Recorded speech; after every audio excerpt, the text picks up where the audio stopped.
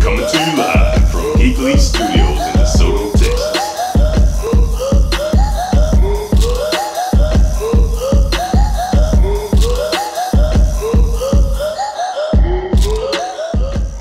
Coming to you live from Geekly Esports Studios in DeSoto, Texas.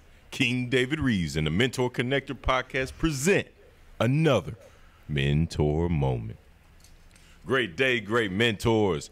Rise and grind, it's time to shine. Welcome to another special edition of the MentorConnector podcast here on Geekly's Esports Masterclass. I'm your host, of course, King David Reeves, and I have a very, very special guest with us here today, a young brother who I admire and look up to at his young, ripe, old, wise age of, actually, he's still 17.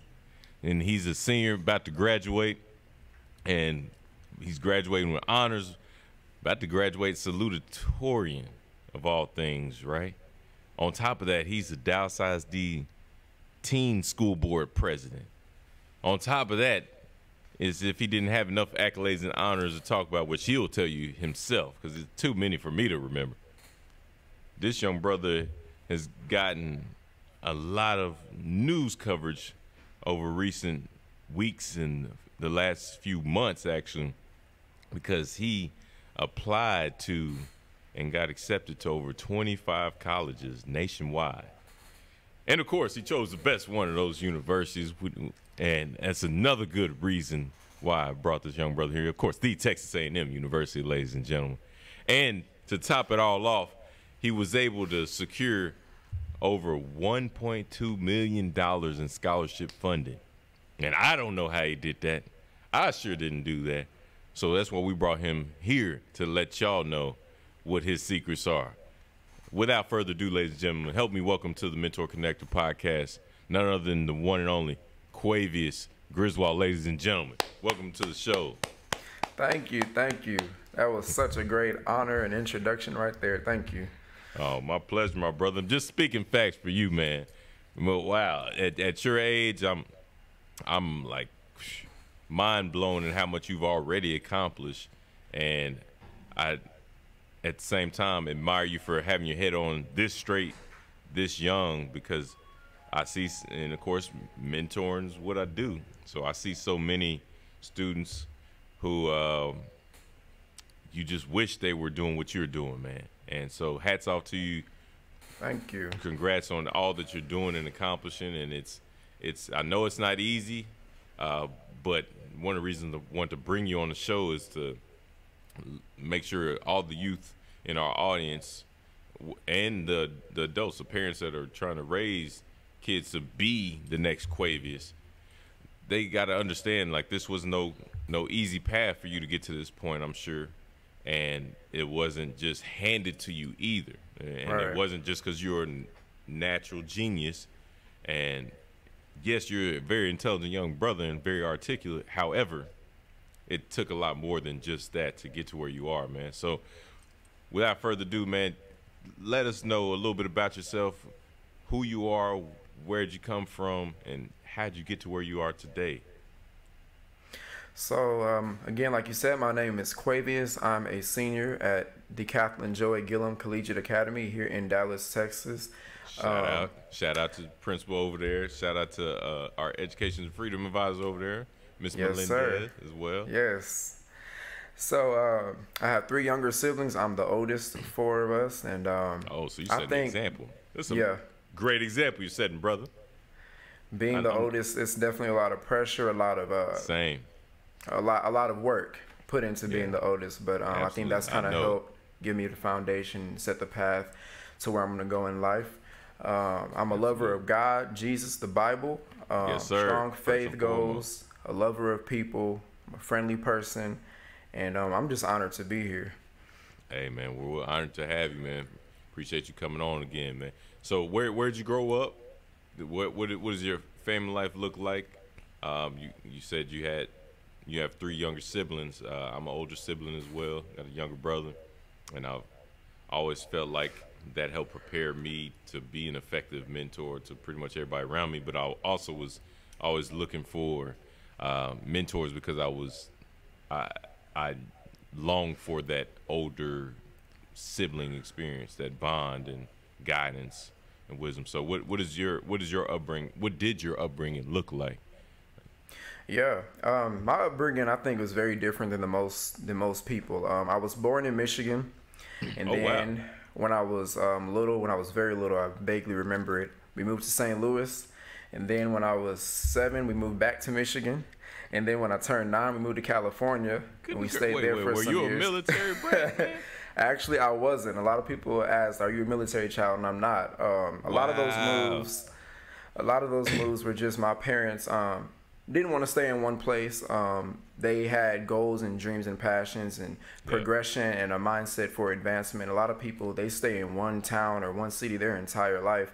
And I'm thankful for moving around so much, even though it was hard. I am thankful for that because it helped expand me being culturally diverse and my experiences and people. Yeah, you knew how to connect with a little bit of everybody, I'm sure. Yeah, definitely. So that's different than most people. Most people don't really move around that much. So that's kind of my upbringing. I'm blessed to have both of my parents. I know a lot of people grow up in broken homes or just a single mom or a single dad. And so I'm so blessed to say that I've had both of my parents, very loving parents, very supportive throughout my entire life, especially during now. Same here. I don't talk about it often because the popular trend now, it's so much more common for you to not have, especially a father in your life. Most of the people we know, I'm sure, grew up in a single parent household. So I don't talk about it often, but I do let people know I am who I am today because of the presence, not the absence, but the presence of my father and mother in home. And my parents are still married. Shout out to them. And at the same time, I always make sure people understand that marriage is not easy by any stretch of the imagination. And my parents definitely taught me that it takes work to day in and day out to maintain a marriage. And it's not like, oh, you're just so lucky your parents are still together. It's like, man, if you knew half the stuff we had to deal with just because they trying to still be together, or just because like there's real struggle with maintaining a marriage. Like there's so much that people don't understand that goes into it. And that's why I think the divorce rate is so high, or people do just rather stay single than get married, because they think it's supposed to be some fairy tale life experience. And it's like, no, the marriage is real. It's real hard. It takes real work, and you truly have to love each other. I believe you have to love God first, and Amen. let him order your steps, and then that marriage falls in line. Because if you're not loving your wife, for me, if you're not loving your wife as Christ loves the church, it all falls out of whack. So because there are gonna be times that you're imperfect and you mess up, and it's not that you're messing up on your spouse, it's really that you're messing up on your relationship with God. And so I just want to throw that in there because I appreciate you saying that you came from a two-parent household, because especially in our community, and being African-American males, we don't see that too often.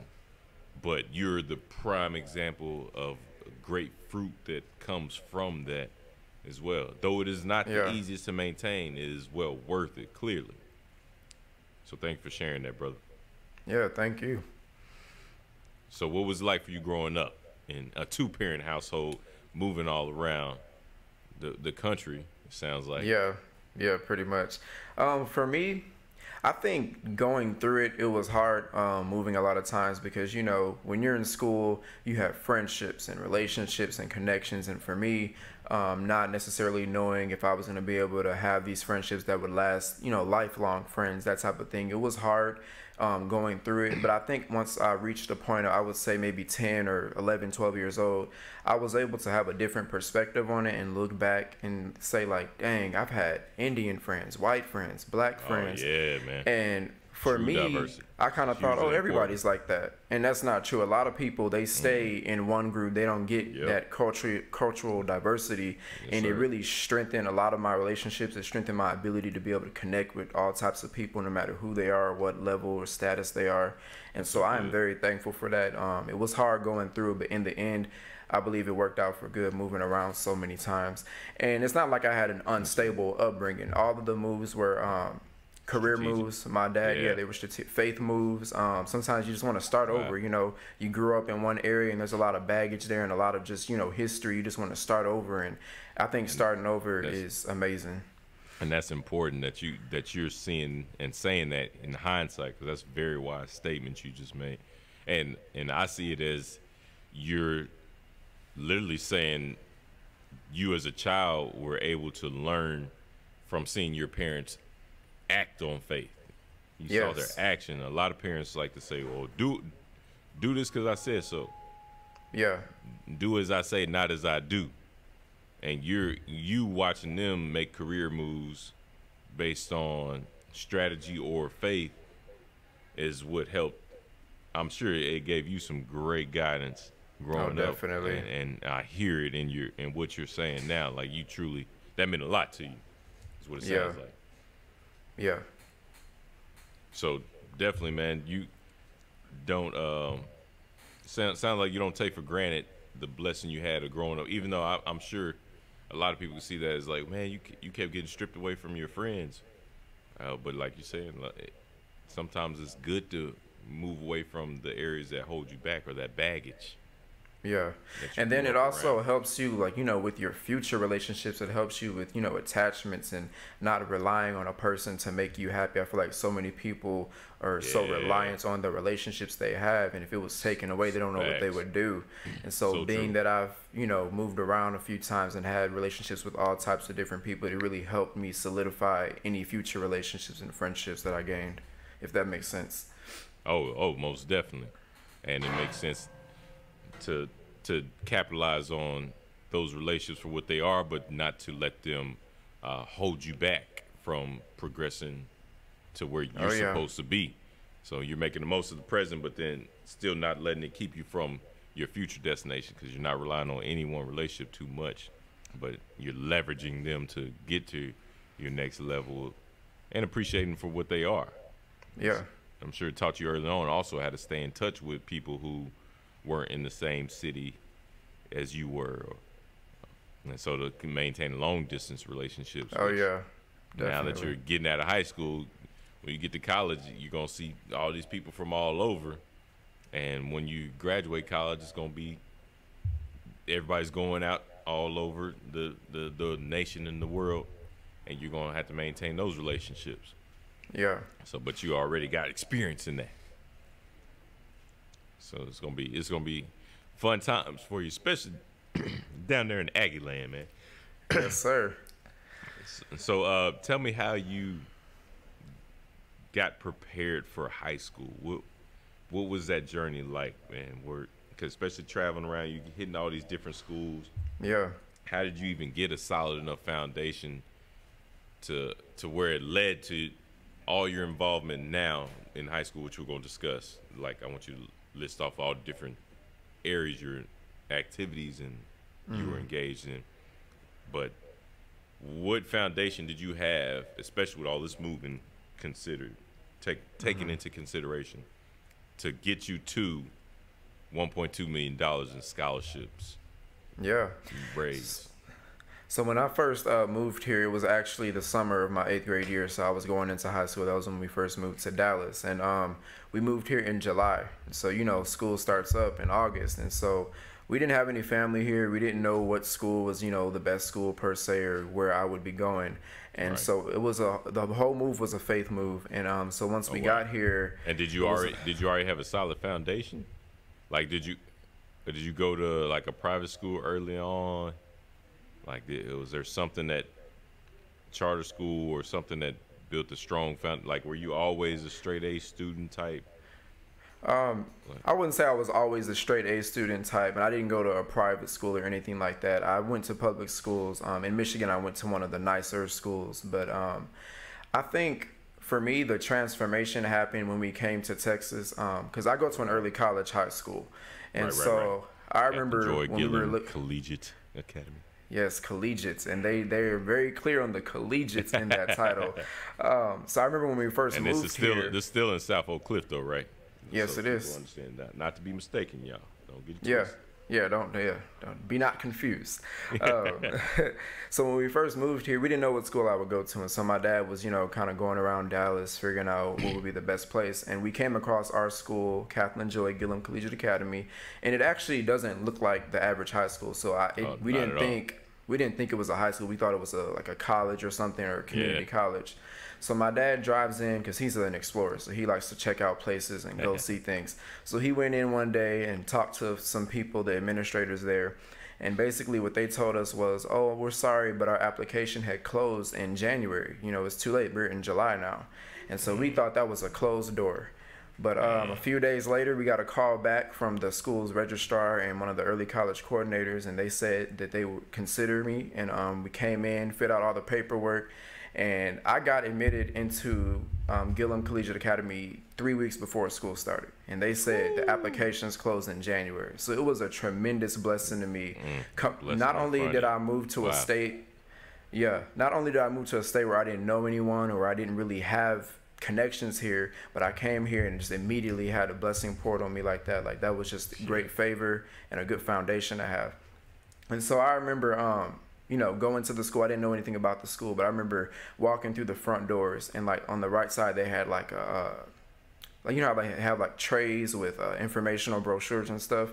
And all I remember seeing was rigorous, all caps, rigorous. And I was like, oh man, rigorous. What am I getting myself into? Like, it just seemed so high level, collegiate academy. Like, I had never, been to anything on that level before. So I kind of doubted myself. I didn't really know what I was capable of as a upcoming high school student.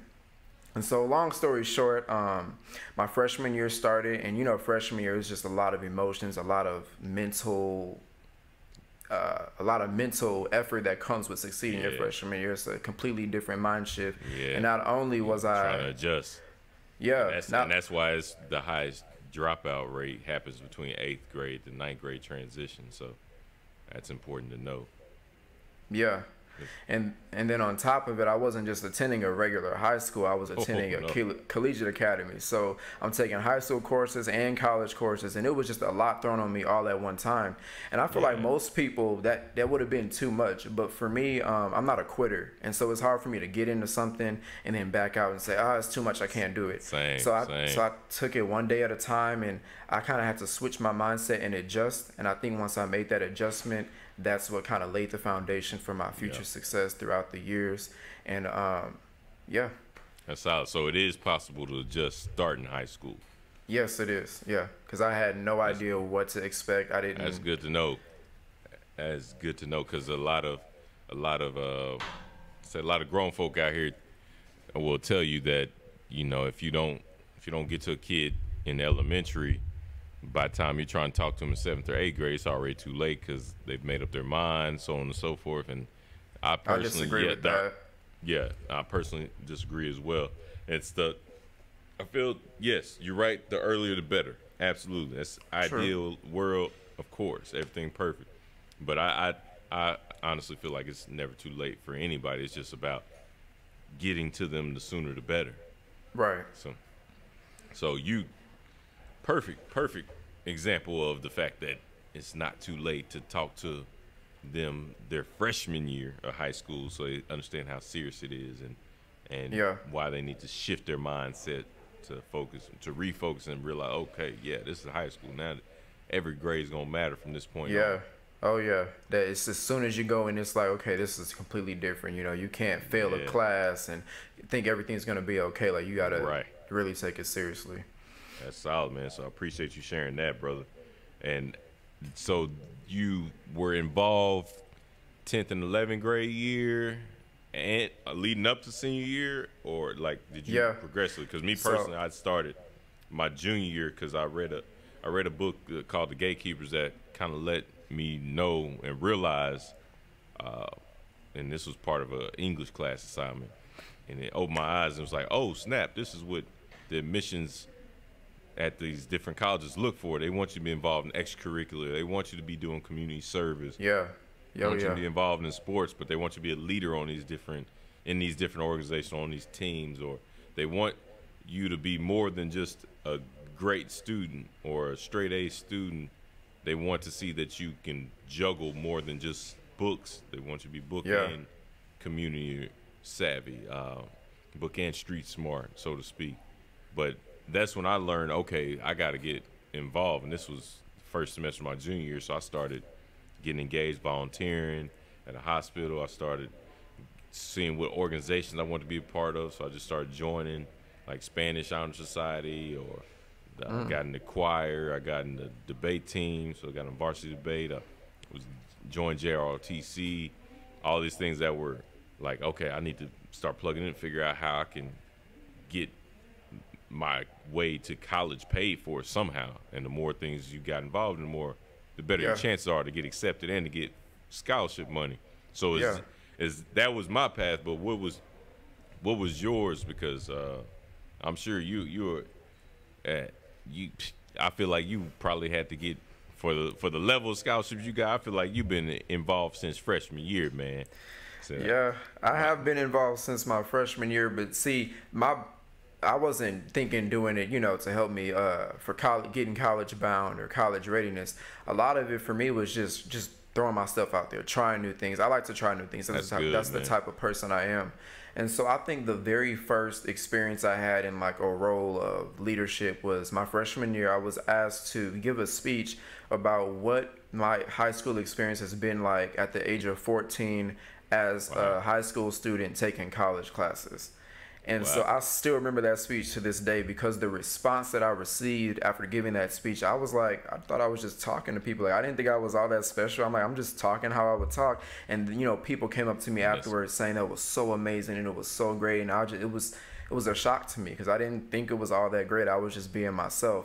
And man, that right there is you're that impressive, man. Just who you are, just being you is that impressive. Absolutely. And especially, I can only imagine 3 years ago when you were giving this speech, and especially with the new climate, because that is like you're graduating in an era where now it's common to graduate with an associate's degree. Yeah. So you talking about that as a freshman. What were some things that you said in that speech?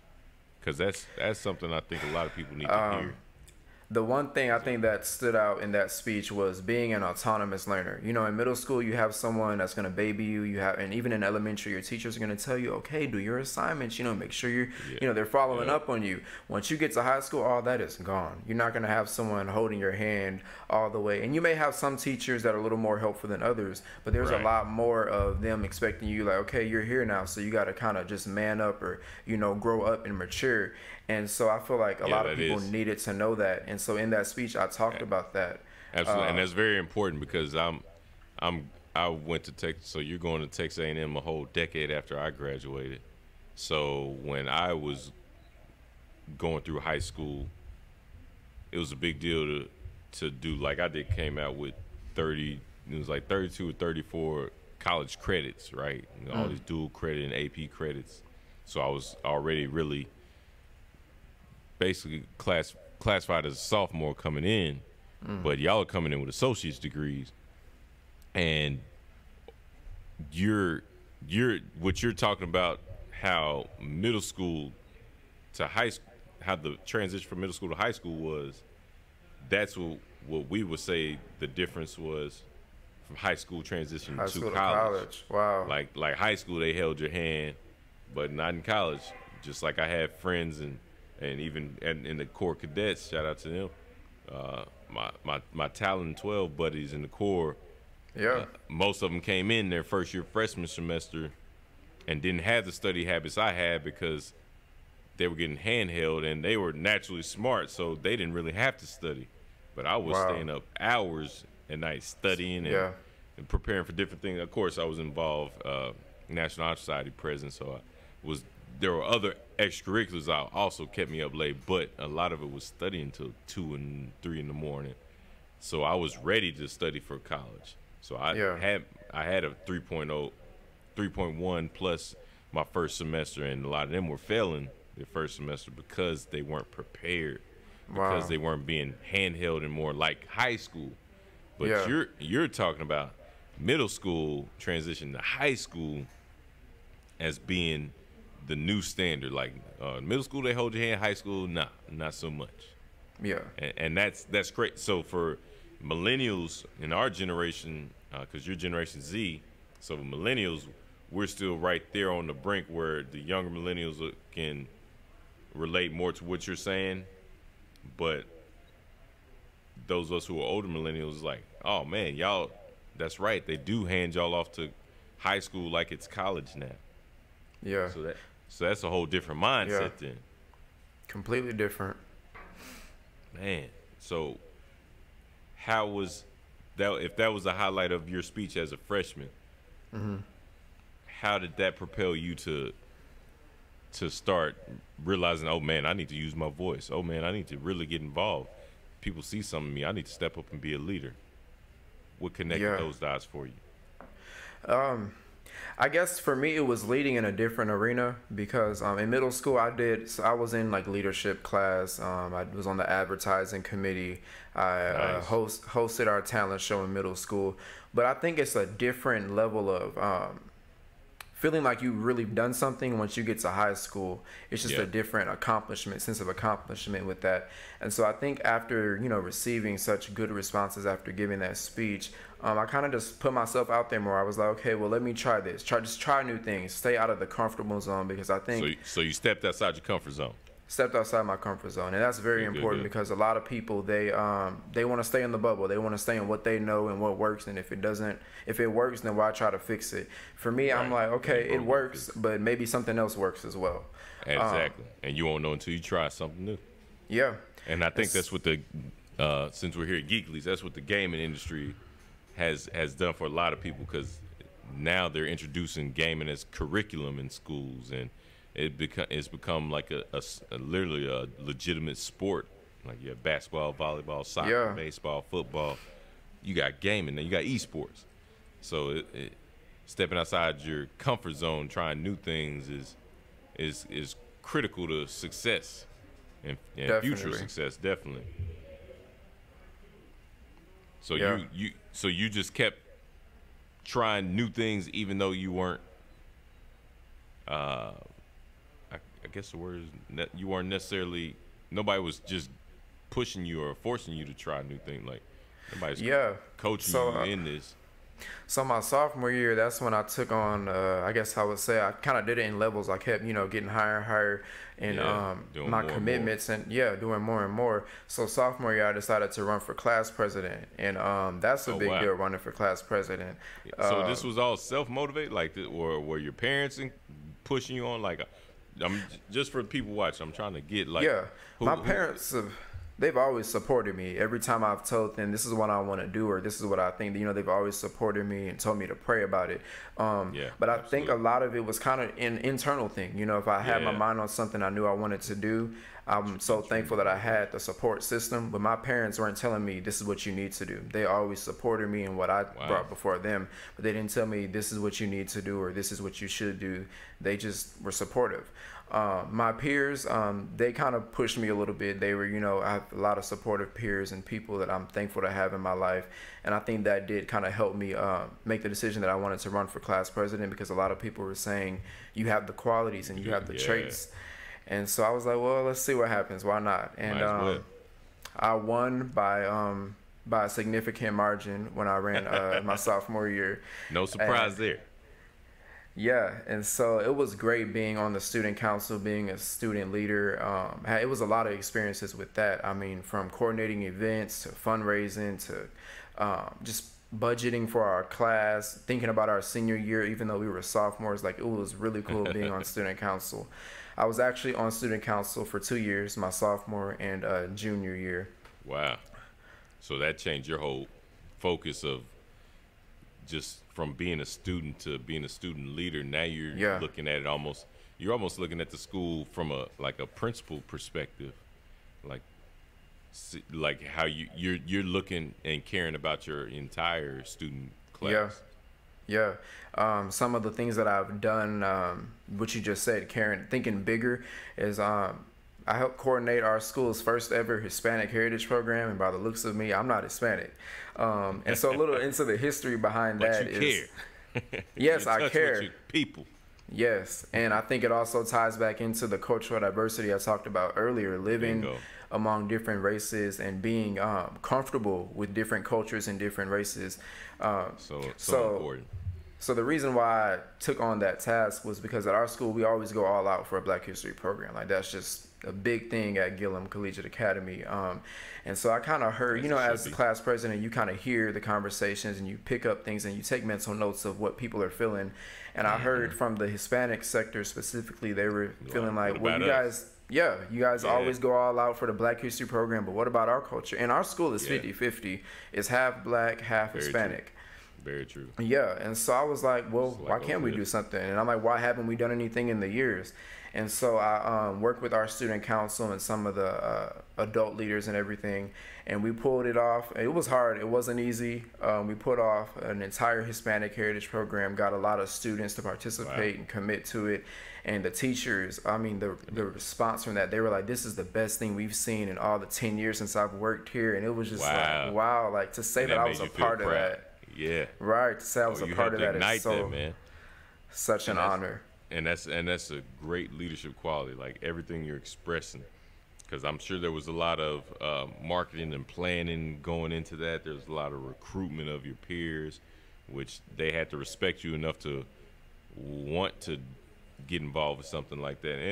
And it's a new idea, so everybody's always afraid to hop on board with something new at first. So the convincing that it took to do that, and the fact that you're African American, you're not Hispanic, they could look at you like, man, well, right, what you doing? Why you want to start this?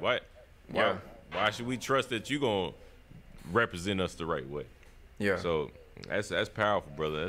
I appreciate you sharing that, man. So would you say that was one of the highlights of being a president student council your sophomore and junior year? Oh yeah, that was definitely one of the highlights. We've done a lot of things. We did a lot of fundraisers where we had parents participate and staff participate, help donate money. We started community involvement. Yeah. We started off our class account with $0, and by the end of my term, we had a little under $2,000. Some people may be like, that's not a whole lot. Talking about by the end of junior year? End of our junior year, yeah. Wow. That is a big difference when we talk about kids, man. Yeah, it took a lot of work to accumulate that money and set it aside specifically for our senior activities and stuff that we were planning for the future. Man, that's impressive, man. And so you said at the end of your term, student council. So why did you end your term, student council? Was it to take on school board at that point, or what all were you involved in? Actually, I re-ran for president once the term was over because I didn't want to give it up. The 2 years that I held the position, I really liked it. I enjoyed it a whole lot. And so I re-ran. I lost by 1 vote. And I was kind of devastated at first. I'm not going to lie. I was like, by 1 vote, I put so much work in. And so pay attention to this. It was devastated. 1 vote. Yeah. Sounds like that was your will. It was your plan. Yeah, definitely. Somebody had a bigger plan for you. Amen. I thought that was it. I was like, okay, well, I'm done with being class president. Let me maybe look at other options and other things. And actually, while I was president my junior year, I was presented the opportunity to join the Dallas Teen School Board as just a representative to represent our campus. So not only was I representing the class of 2020, but I was representing my entire school before the board. School. Yes, sir. And then got on the board and got in position. And then wound up representing the whole school district as the Dallas ISD Teen School Board president. So let me tell you the story on that one. Yeah. Yes, please. So after I had lost my second rerun for class president, that was right before the summer of the end of junior year. So May was when all that had went down. And my birthday month, the best one of the year. Okay. Just saying. So Yeah, so I had lost the running for class president. You know, I didn't see any other things that would come up. I couldn't see that far into the future. I was like, okay, this is what it is. It's over. And so come my senior year, we come back in the fall, and again, I'm still on the teen school board as a student representative. And so we come back in September is when the board started up. And so they have elections each year. They have positions. They have president, vice president, secretary, and community service outreach person. And so I didn't know what position I was going to run for. I was like, well, maybe I don't want to run for something too big, being that I just lost class president. Maybe I could go for like vice president or something, you know, just keep it safe. I wanted to play it safe. But I had a lot of support from my family and my mom, especially. She supported me a lot with running for teen school board president. My grandma, shout out to her. Shout out grandma. Mom. And my peers as well, yeah. And so come September, I'm like, you know what? Let me just, all these years I've always been spontaneous. I've never really cared a lot about, put a lot of thought into, well, what if people don't like me, or what are people going to think? I've always put myself out there. So I'm like, why change anything now? Why change now? That's good. And so I put myself out there. I put in my bid for president, gave a speech, and I won president of the teen school board. And that's like, was it like your freshman speech? I actually, believe it or not, I forgot half my speech when I got up there. I was so nervous. I had forgot half my speech. That's the best way to do it, man. I was like, oh, I didn't do good. My speech was terrible. And I ended up turning out winning. And so class president, yeah, that was great, you know. And at the time, that was a great thing. But being president of the school board where I represent all of the high schools in the district, that was just a whole nother level of something. I was like, I never could have seen that coming. Because you're talking about the second largest school district in the state. Talking about, I think Dallas is at least top 10 school districts size-wise in the country. Yeah, and huge. You're talking about 40 high schools. Yeah, you're representing a lot, and especially to be a teen. Yeah, like that's a lot of pressure. Yeah, definitely. And I'll get into what the teen school board is, because some people may be like, what is the Dallas ISD teen school board? Yes, please, because they know about school board, and I've interviewed school board, Dallas ISD school board trustees. Actually interviewed Carla Garcia, the youngest one on the school board in history.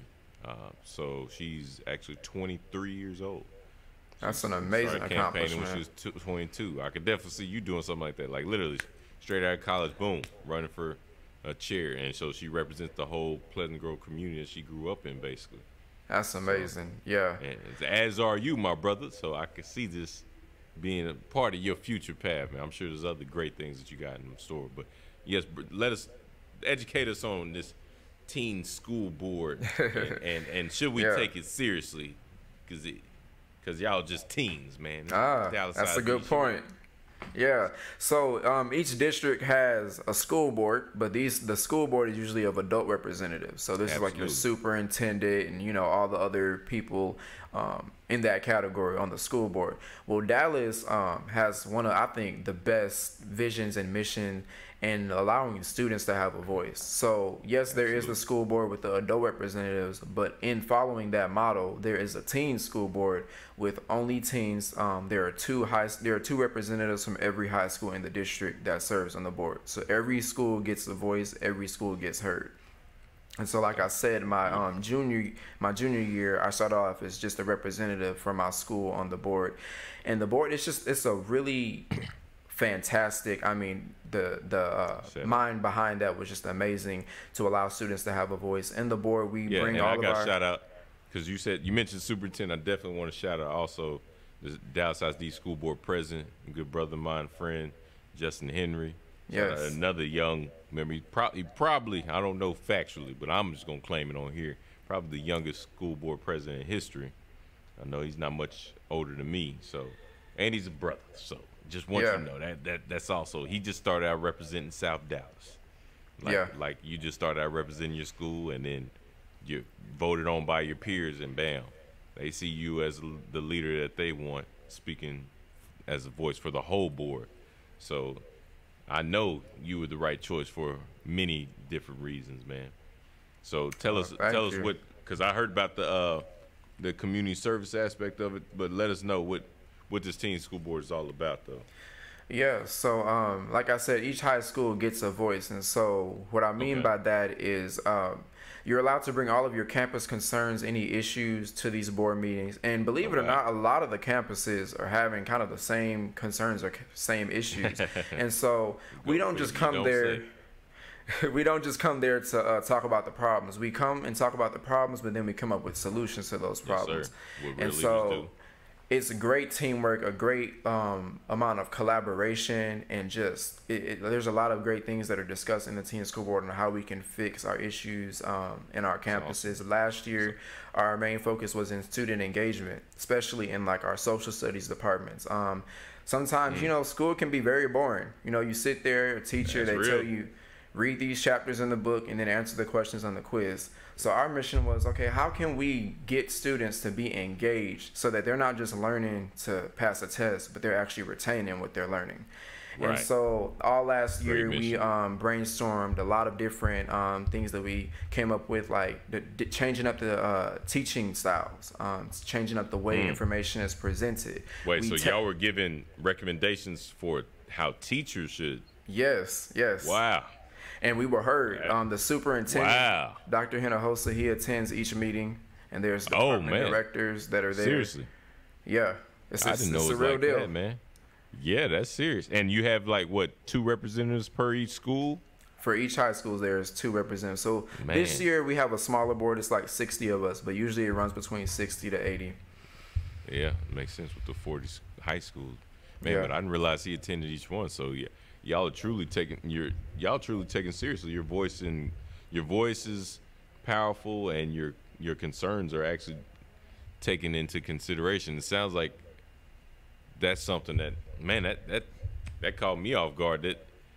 Was that something that surprised you when you joined the teen school? Oh yeah, I had no idea what to expect. I thought I thought we were just meeting up as high school students who were school leaders. I really had no idea what to expect. I didn't think I'd be sitting right next to Dr. Hinojosa, the superintendent, you know, being able to tell him, well, this is what I think. And him actually sitting there and being like, that's a good idea. Like, I never would have imagined I would be in that position. That's powerful, man. And that's because you chose to lead, and you're so humble with your leadership, man. Definitely admire that quality about you, and continue that, and it'll keep taking you to places you would have never imagined. And you've already been places that a lot of people wish they could have gone or been, and wish for their kids. And so aside from the social study, what other issues would you say, or what other solutions did y'all come up with that most people may not expect the teens came up with? I think a lot of times when you think of a classroom setting, a teacher and students, you always think of, okay, the teacher, they have all the knowledge, you're the student, so you sit there and you learn. Well, one of the things that we discuss, and I think is great, definitely should be implemented more often, is a lot of times as students, we can receive something completely different from another peer than we would be able to receive it from a teacher. You know, adults, no offense to you adults, thank you adults, but sometimes when y'all come at us a certain way, it's just, okay, we're a little more closed off to that approach. Yeah, like and whereas if it came from someone who was my age, someone who I feel like I have more in common with, I'm more open to it. And so one of our suggestions that we made was having not students teaching the students. I mean, that doesn't really sound correct, but students helping each other learn new things. Maybe the teacher does teach the lesson, but one student can like give a tip. Tutors. Peer tutor. They can give a tip on how they received it, and then help someone else with it, if that makes sense. Absolutely. And so that's something y'all came up with. Yeah. And that was implemented? Each school, it was implemented differently. So after we came up with all of those solutions to the problems that we identified, we then went back to our own campuses, had sit-down meetings with our principals and the teachers, and told them what we felt, told them kind of what we discussed in our board meetings, and kind of felt their energy and what they felt about it. I remember when I sat down with my principal, I was actually shocked at how open and receptive she was to just hearing how we felt as students. And I think sometimes we as students, students, we think, oh, they're adults, they don't care, they're not going to listen to what I have to say. But you'll never know if you don't say anything. And Facts. So, yeah, you'll never know. So it is important to speak up regardless. Yeah. And yeah, maybe they will shut you down. And sometimes you guys do shut us down. But it's better to say something because it's better to say something because, yeah, you may shut it down right then and there. But what we said may have stuck with you for weeks and months. Yeah. And you be in your subconscious, then a few weeks later, be like, oh, that's what they were saying. Yeah. Yeah, I feel like that might be kind of what happened with this virtual, everything shifting to virtual, man.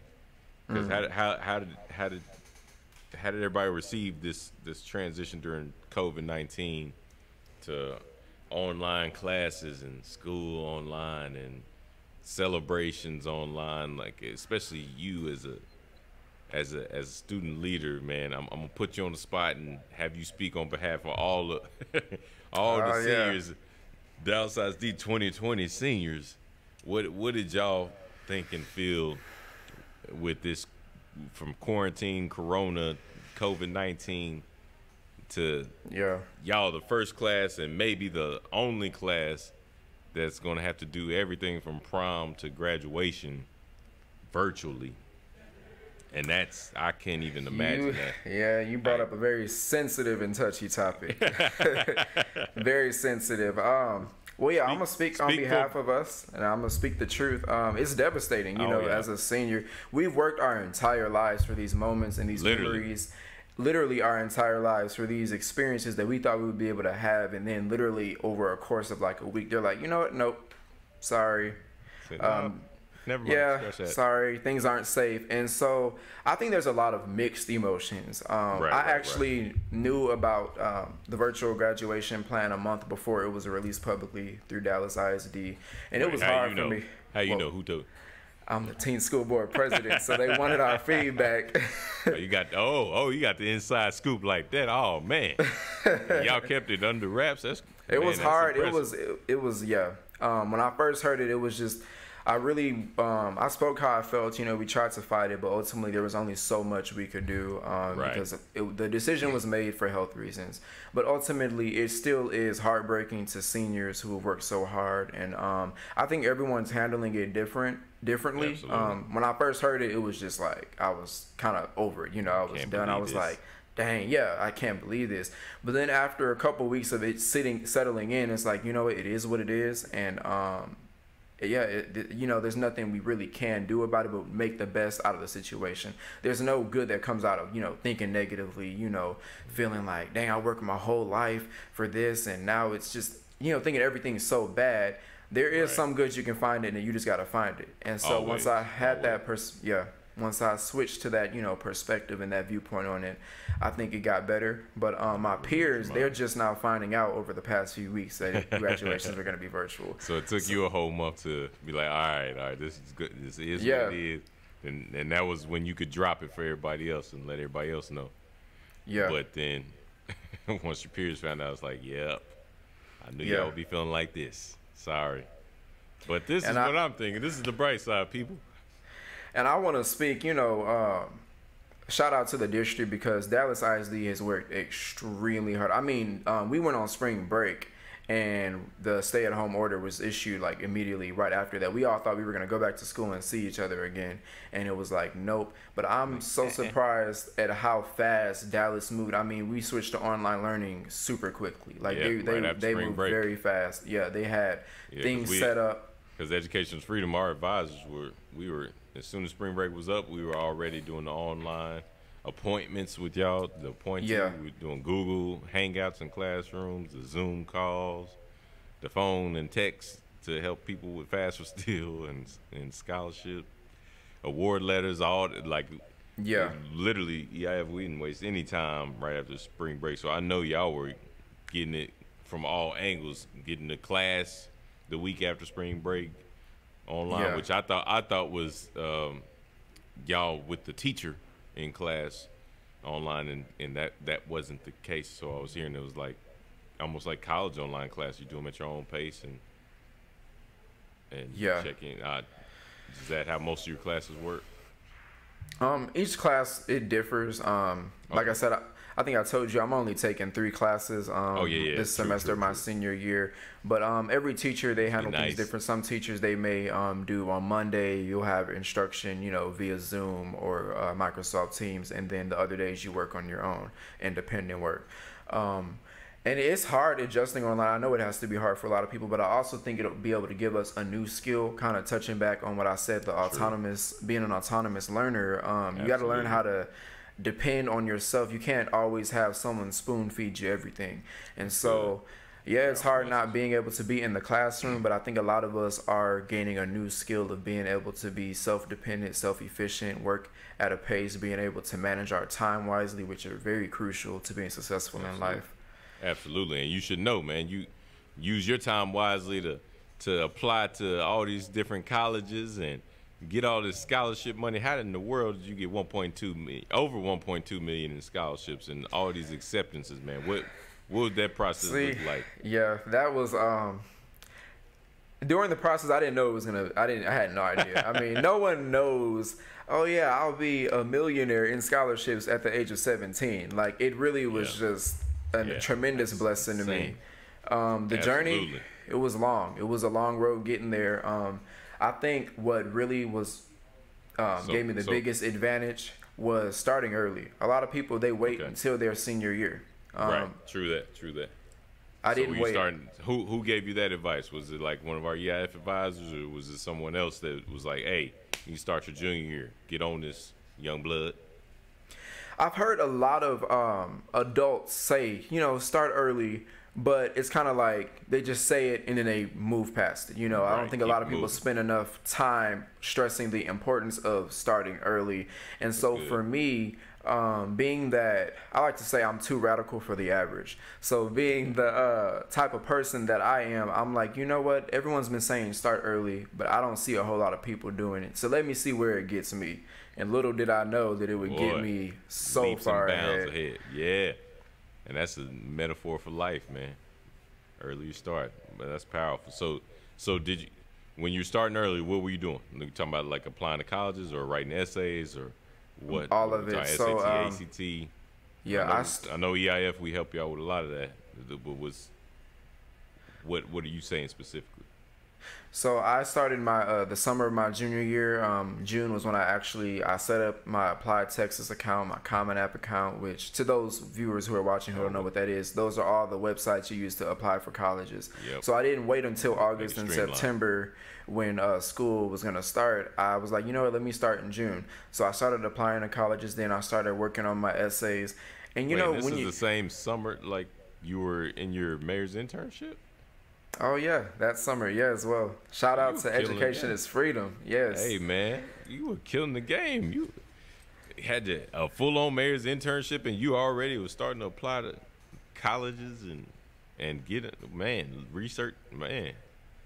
Okay. Yeah, it was a lot. The mayor's we'll talk on that. That was amazing. Where was I was saying? So yeah, college. I started early, and to be honest, when you start early, there's more breathing room. When you're in crunch time and you're like, okay, I got a deadline, I got to get this finished by next month. Your creativity, the originality, the uniqueness to everything that you're doing is not going to be there. Whereas if you gave yourself months to just kind of take it slow, take it easy, the end product is going to be so much better. So my essays, I spent months perfecting my essays and short answer responses to those college admission questions. I didn't rush it. See, we talk about that in mayor's intern training. See, you may not even realize we gave you them nuggets, man. That training, junior year second semester, man. That's what we talk about. So you're one of those wise young men that was one of those wise students that was paying attention, man, and took heed. So shout out to you for that, man. And so you said you did have a great experience, mayor's internship? The mayor's intern, I've been telling people this for the longest now. That has been the ultimate best decision I think I have made throughout my entire high school career. Awesome. A lot of us, we say career-wise, we're like, oh, this is what I do. I want to be a doctor, or I want to be a lawyer. This is what I think I want to do. And you have the image, what you are picturing in your head is what you see, what you've heard, but you never actually experienced it. Bingo. And so for me, game changer. Yes, definitely, completely mind and life changing.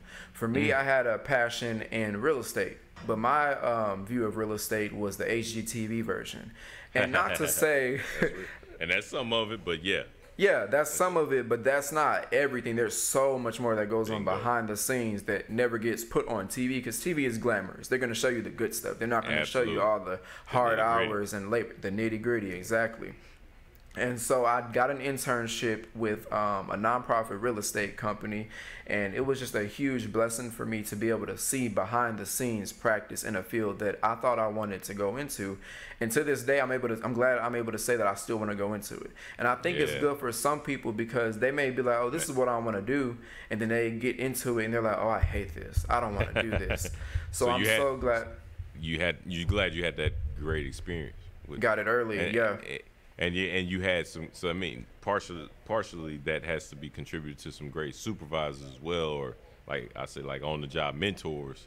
Yeah. And that company was that my brother James Armstrong's company? Yes, Builders of Hope Community Development. Shout out to them. Yes. Man, it's solid. Yeah, solid brother, solid company, man. They do great work, and so it's great to hear that somebody I know and his team help mold your future desire for real estate in a way that kept you interested in, instead of deterring you from that by showing you like just the bad side. Right. I feel like you probably got to see the good, the bad, and the ugly. So you got to decide for yourself through experiences that, like, okay, this is something I could do. And then you not only see. Yeah, you don't only just learn, oh, this is what I could see myself doing. You also learn, okay, well, I could see myself doing that, but maybe I would do this differently. This is what I wouldn't do, and this is what I would do. Yeah, this is what I do better. Yeah. Absolutely. And that's hugely important, man. So appreciate you sharing that as well, man. And as we wrap this thing up, and you were on stage for the Dallas ISD State of the District. State of the District, yes, sir. Man, and you had all these heavy hitters in the room, man. A lot of politicians, a lot of people with deep pockets, a lot of companies were represented. And how did you feel going into that? Because I believe you got news coverage on 2 different news stations beforehand or afterwards. Yes. CBS and NBC. I'm not even gonna lie. None of that was. It's so funny. We had it's hard to describe with words. We had a teen school board meeting on a Wednesday, and so I walked in, thinking we're gonna have a board meeting, and there's people with cameras and multimedia equipment standing there, and they pull me aside. They're like, hey, come here real quick. So we go into a room, and it still didn't click yet what was happening. I'm like, okay, maybe they need me to help set up some equipment or something, like, they got a question. And so they start putting a mic on me, and I'm like, wait, hold on, y'all are moving just so fast. I'm like, what's happening here? And they're like, what we doing? Yeah, I'm like, what's happening? So they're like, oh, well, we would like you to speak about your accomplishments and your success story. And I was extremely nervous. I had never been on TV before. I had never filmed for TV before. It was a lot of adrenaline running through me all at one time. And but seeing the final product of it. Yeah, but you did well, man. You did well. Look like a naturally born celebrity, man. They have to do a whole lot of cutting. As long as they had to Photoshop it, man, you're all right, man. And that's how they do, man. They get you to say as much as possible so they can go and cut and edit and mix and master like a record, so they can put that out there. They're masterful what they do. But I'm just glad, because not all news reporters are going to show you in the positive light if you misspeak or whatnot. But they definitely highlighted. I think they took the meat of what you were saying and made you look and sound good, man. It was a tremendous honor.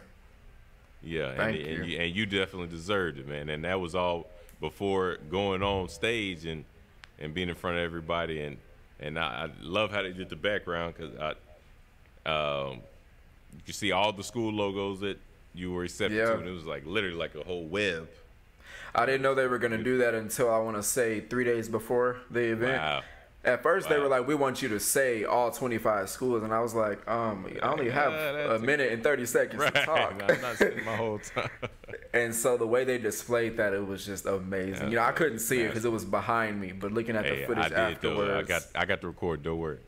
It was beautiful. And then they put the $1.2+ million in scholarships right at the center of all of that. I was like, man, it was amazing. Such a blessing. All glory to God. All glory to God. Absolutely, my brother. Absolutely. And so you mentioned all the successes. What else were you getting recognized for? And want to leave out any honors and accolades that you had gotten along the way? I saw a video with a whole bunch on there. Oh, yeah. Well, throughout high school, I've maintained being in the top 2% of my class. So I went kind of back and forth between being number 1, being number 2. And now I'm so excited to say that I'll be graduating salutatorian. So yes, sir. That's amazing. A lot of hard work that went into that. I mean, our class is small. It's only 69 of us in our class. Hey, man, but you got a tough class. You got competition. It's a lot of competition. Very competitive. Yeah. So you had to fight to get that spot. That was not given at all. Yeah. I've been a part of the National Honor Society at our school, so that's been great as well. But you weren't president? Oh, man. No. I was president. I just want to throw that out there. I just, man, you should have, yeah. I was president. I just want to say that. I'm trying to compete with you just a little bit, man. Just a little bit. So what else? I got recognized as being a top student in AP English Language Composition and pre-AP biology, gifted and talented mentorship classes. Gifted and talented mentorship class? Whoa. I didn't know they had those. Oh, yeah. So that's how I started mentoring, actually, back in 4th grade. My teacher said, you're so far ahead academically, you need to go and help the 1st and 2nd grade students who couldn't even read or do math, who were struggling with math. So and that was through my GT class, my gifted and talented classes that they were putting me in. So man, I didn't realize that it was an actual class or existed. So at our school, I was a student mentor of 4 incoming freshmen. The way they do it at our school is pretty great. Each freshman, they try to have each freshman assigned a mentor. So a mentor is either a junior or a senior that kind of helps you navigate throughout your freshman year. And I remember my freshman year, I didn't have a mentor mentoring me. Right. And so that's really why I wanted to be a mentor so much. Absolutely. I was like, I want to give back and help somebody else because I wish I would have had that. That's why you're supposed to do it, man. That's right at it. And that's why you're so successful now, man. That's what's going to keep propelling you to the next levels and higher levels of success, man. I truly believe in you. So proud of you, Quayvius, and I can't wait to be the one that gets to brag and be like, hey, I knew him before he was famous. That guy. And hopefully I'll be there with you, man. And when you get all your millions out that are not just scholarship dollars, man, we're gonna be there together, man. So I see great things coming for your future, brother.